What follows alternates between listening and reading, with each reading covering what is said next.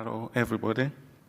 I'm Francis Benedict from Tanzania, Dar es Salaam. I'm working as a psychiatrist, a head of the Department of Psychiatry at Temeke Regional Referral Hospital. So on behalf of my other colleagues, I'll be presenting. So I would like to give thanks to INSU for this sponsorship. Also, I would like to thank the Temeke Hospital administration for allowing me to present the data from the hospital. Also, to all the local NGOs working in Tanzania. And also for this preparation of this study, there was no funding involved. And everything I say here is my views and my colleagues, and not necessarily with the institution we come from. So first of all, maybe I would like to introduce the country, Tanzanian country. This is the largest country in East Africa. And actually, it's the land of Mount Kilimanjaro and also Spice Islands, known as Zanzibar. So we have the prevalence of HIV about 4.4%. Hepatitis B and hepatitis C prevalences in general population is 3.5 to 0.2. So the problem of drug use is big in Tanzania, and according to the 2015 data, there were approximately 30,000 people who were injecting drugs, of which 1/3 of them are coming from Dar es Salaam, so in my area of clinic. And the prevalence of people who inject drug with HIV is at 4%. And Tanzania is one of the countries whereby in Africa, sub-Saharan Africa is the first country actually to implement the harm reduction, which we started in 2010. So we are the champion on harm reduction. And the first area to start that was in Temeke district in Dar es Salaam. So it is at the area where my clinic is located. So after that one, we can talk a little bit about MAT clinic, OAT clinics. This first clinic in our country started in 2010 at Muhimbili National Hospital. And my clinic, the Temeke MAT clinic, was the third one. It started in 2014. And currently, as a country, whole country, we have 16 clinics, of which 2 clinics are in prison settings. So we are also going in that direction to go to the prison.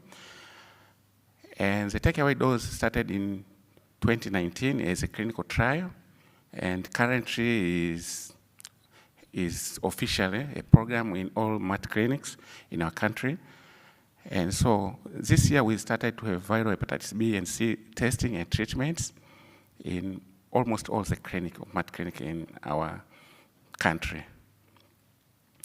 So the aim of this study is just to describe the outcome of methadone daily weekly takeaway dose scale up in 2024, which implemented to deliver the more person-centered mode of care and support in order to reach our HCV goal in 2030. And the study site is MAT Temeke, which is located within the Temeke RH. So we are talking about, there is that one, the box that is known as Medlock, where the takeaway dose for 6 days are taken by a client who is eligible. So, as we talked about, Temeke Regional Referral Hospital MAT clinic is one of the largest clinics in Tanzania. We had a registered total number of 3,500, and currently we're dispensing about 906 active beneficiaries daily. So in this study, we utilize the clinical routine secondary clinical data from clinic, and also we looked at the policies and guidelines and standard operating procedures on third provisions. And actually the permission, as we talked before, it was given by the hospital administration. So when we go to the result, actually the clients who were transitioned in takeaway dose 87% of them were retained in takeaway doors by December 31 of 2024. But when we compare to the clients, 1,150 clients who were having daily dose, the retention rate was 73%, so it's a little lower compared to those who are in takeaway dose. Also, among the 19 takeaway dose clients who were not retained in care, we found that about 63% of them, it was due to missed appointments. So if there is a repeated missed appointment, then we remove you from the takeaway dose program. And also about 26%, that is about 5 people, were found to have some evidence of methadone diversion, and 2, because their treatment supporter was not there to support them, to continue to support them. For example, one was saying the wife came there and said, I don't want him, he's violent and so on. So he lost the treatment supporter, even though we encourage them to find another treatment supporter in case of one dropping out from them. We are talking about 53 clients who expressed interest in going from daily dose to takeaway dose, but were ineligible, and the reasons for ineligibility were found. For example, there was concurrent other substance use. For example, if we found you with heroin use or benzodiazepine use or cannabis use and so on.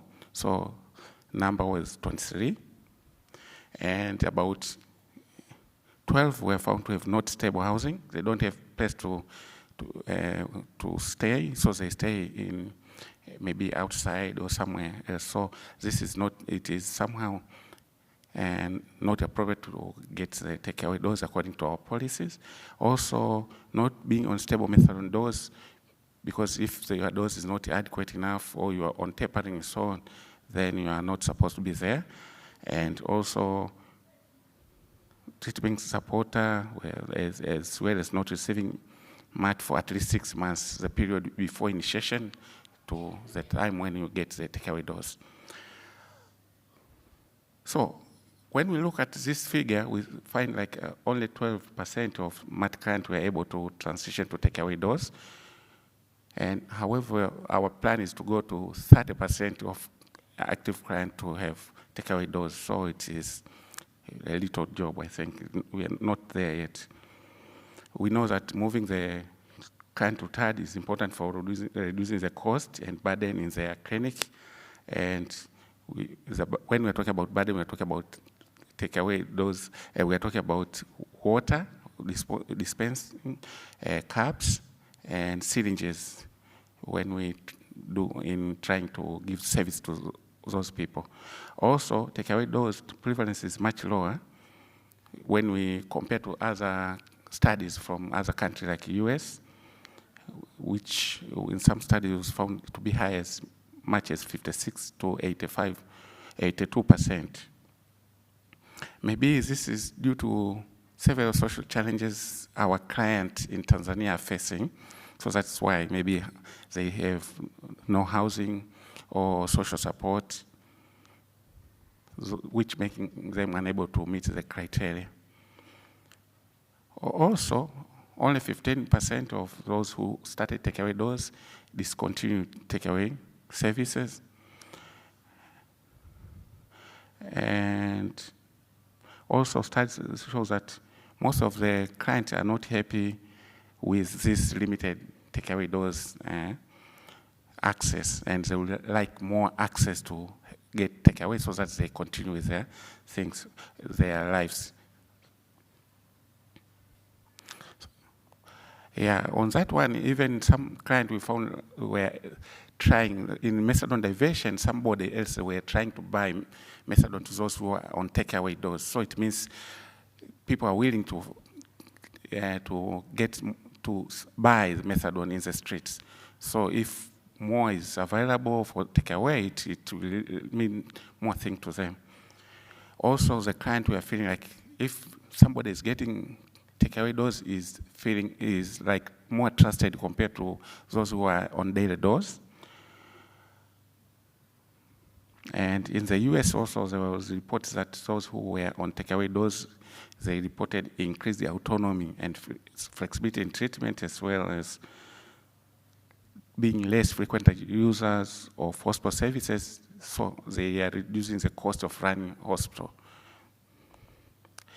So conclusion on this study, maybe there is importance of reviewing the takeaway dose enrollment, but however, we need to look at it on that there should be a care to minimize adverse consequences associated with methadone diversion and so on. So in our clinic, we have tried to do several things. Example, we're trying to review the 6 months period in MAT. Also, there should be early involvement of family during MAT services to increase the likelihood of client interested in takeaway dose. Also, there is increased psychosocial support, including weekly appointment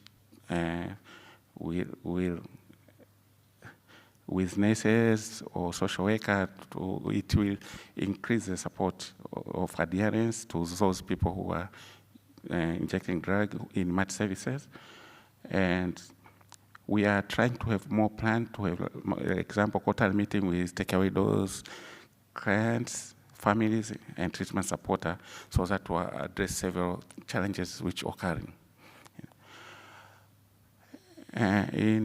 Last, maybe we are talking about Temeke MAT Clinic is involved in CATS hepatitis C program study, which is aiming at making the simplified hepatitis C treatment available to clients. So, and also the enrollment in treatment in this study has already started, and we'll be able to transition about 75 clients and 22 new initiates to long-acting buprenorphine. This one also will increase the adherence to treatment, and this we are planning to commence on long-acting buprenorphine or in December this year. Thank you very much.